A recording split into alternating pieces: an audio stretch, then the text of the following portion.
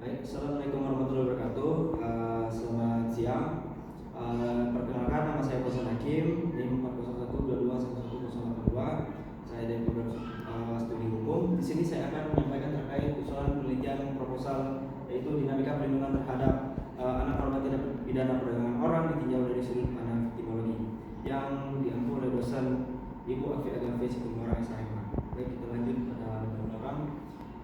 Pertama, perlu kita tahu perdagangan orang, terutama TPO, merupakan kejahatan yang sangat serius, terstruktur, dan transaksional. Dampaknya sangat besar pada korban. Dan menurut Undang-Undang Nomor 21 Tahun 2007, TPP itu bukan hanya sebatas jual beli orang saja, tapi juga meliputi seluruh prosesnya, seperti perekrutan, pengangkutan, penampungan sampai akhirnya korban dieksploitasi dengan berbagai cara seperti kekerasan, penipuan, dan penyekapan. Lalu banyak anak mengalami tindakan eksploitasi seksual dan ekonomi karena lemahnya sistem perlindungan hukum. Faktanya, kasus TPPO ini sangat mengkhawatirkan. Bahkan terdapat kasus baru-baru ini di Ngawi di mana ada lebih dari 10 bayi yang dijadikan korban perdagangan orang. Lalu ada anak-anak sekolah yang menjadi korban eksploitasi oleh gurunya, dan modus operandi dalam kegiatan tertentu yang menjebak anak di bawah umur untuk dijadikan sebagai korban eksploitasi. Media berita seperti KPAI juga mengingatkan bahwa TPO ini merupakan ancaman serius bagi anak, terutama anak di bawah umur. Dalam penerapan implementasinya, yaitu Undang-Undang Nomor 21 Tahun 2007 dan Undang-Undang Nomor 35 Tahun 2014, ini masih belum dapat optimal dalam memberikan perlindungan maupun penerapan praktik hukum yang tepat untuk anak, sehingga dibutuhkan suatu pendekatan yang memiliki pembaruan, yang memiliki struktur dan memiliki pendekatan yang lebih layak kepada korban, yaitu pendekatan victimologi, yang dimana hal ini sangat diperlukan untuk memahami dan menjawab bagaimana kebutuhan korban anak serta implementasi penerapan hukum yang sesuai bagi korban anak. Lalu dalam rumusan masalahnya, apa kelemahan implementasi peraturan perundangan dalam perlindungan anak korban TPO ini yang ditinjau dari perspektif victimologi. Yang kedua, bagaimana relevansi perspektif victimologi dalam menyediakan perlindungan dan upaya pemulihan anak korban TPO. Lanjut pada tujuan penelitian, yang pertama menganalisis implementasi regulasi hukum terhadap perlindungan anak korban TPO dalam perspektif victimologi. Lalu yang kedua, mengkaji pendekatan victimologi dalam perlindungan dan pemulihan anak korban TPO. Di sini saya menggunakan 6 teori, yaitu teori pertama yang menjadi alat utama dalam penelitian ini itu terkait teori victimologi, yang dimana memiliki tokoh pengembang seperti Hans von Hayek, Benjamin Mendelssohn, dan Schaffer, yang dimana memiliki asumsi korban bukan hanya sebagai objek yang pasif, tetapi bagian integral dari sistem peradilan pidana, yang dimana penerapannya digunakan untuk memahami proses viktimisasi terhadap anak baik primer, sekunder, dan tersier. Lalu kedua, ada teori kegiatan rutin, yang dimana memiliki tokoh pengembang seperti Cohen dan Felson yang berasumsi kejahatan terjadi karena bertemunya pelaku, target yang rentan, dan absennya penjaga yang mampu. Di sini dapat dijelaskan mengapa anak dalam rutinitas tertentu, misalnya yang melakukan kegiatan melalui media sosial, media internet, yang menjadi sasaran utama oleh para pelaku kejahatan tindak pidana perdagangan orang. Lalu landasan yang ketiga yaitu terkait teori keadilan restoratif yang dikembangkan oleh Howard Zahn, di mana memiliki asumsi fokus pada pemulihan korban bukan hanya penghukuman pelaku, di mana penerapan ini menawarkan pendekatan alternatif untuk memulihkan anak korban melalui mediasi, restitusi, dan rehabilitasi. Yang keempat, teori SPPA yang memiliki landasan Undang-Undang Nomor 11 Tahun 2012 yang memiliki asumsi anak sebagai korban harus dilindungi secara khusus dalam seluruh proses hukum, yang dimana memberikan pengakuan khusus, perlakuan khusus, pendampingan hukum, dan rehabilitasi bagi anak korban. Lalu teori kemanfaatan, di mana tokoh pengembangnya seperti Jeremy Bentham, yang dimana memiliki asumsi hukum harus memberikan manfaat yang maksimal bagi masyarakat, yang dimana perlindungan hukum terhadap anak korban TPO harus berdampak nyata bagi kesejahteraan korban. Yang keenam yaitu terkait teori kepastian hukum, yang dimana dikembangkan oleh Gustav Radbruch, yang dimana memiliki asumsi hukum harus jelas, konsisten, dan dapat ditegakkan, yang dimana penerapannya ini tentu menjamin anak korban TPO mendapat perlindungan hukum yang konsisten dan berkeadilan. Lanjut bagian dalam kerangka berpikir, yang pertama kita memahami bahwa ada permasalahan aktual, yang dimana kombinasi tekanan ekonomi dan stres keluarga menjadi masalah psikososial, termasuk gangguan mental, orang tua juga kurang pengawasan terhadap anak, dan kemiskinan yang menyebabkan juga lingkungan sosial dan budayanya menganggap anak itu sebagai milik orang tua.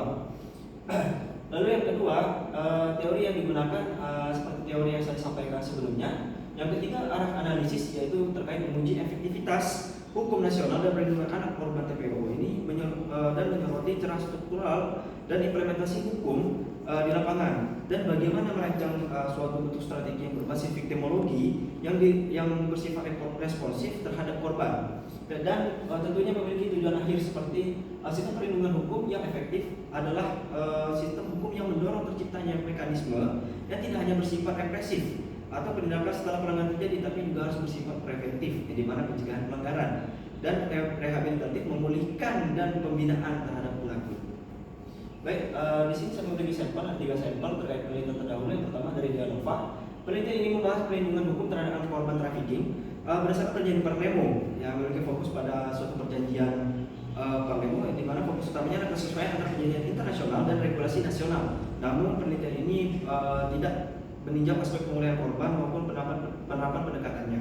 Yang kedua ada Andre Gunawan, di mana penelitian ini lebih menyoroti perlindungan hukum terhadap anak korban TPO yang dijadikan pekerja seks komersial dan digunakan pendekatan yuridis normatif dan empiris, namun belum mengintegrasikan perspektif viktimologi secara komprehensif dan cenderung masih berfokus pada instrumen hukum formal. Yang terakhir ada Ahmad Izul, yaitu kajian ini meneliti perlindungan terhadap korban seksual di wilayah daerah istimewa Yogyakarta. Meski hal ini menyinggung juga terkait perlindungan sosial dan yuridis, perkataan juga belum menggunakan kerangka viktimologi sebagai dasar alat analisis utamanya, di mana serta belum menyentuh secara kritis persoalan struktural dalam sistem hukum.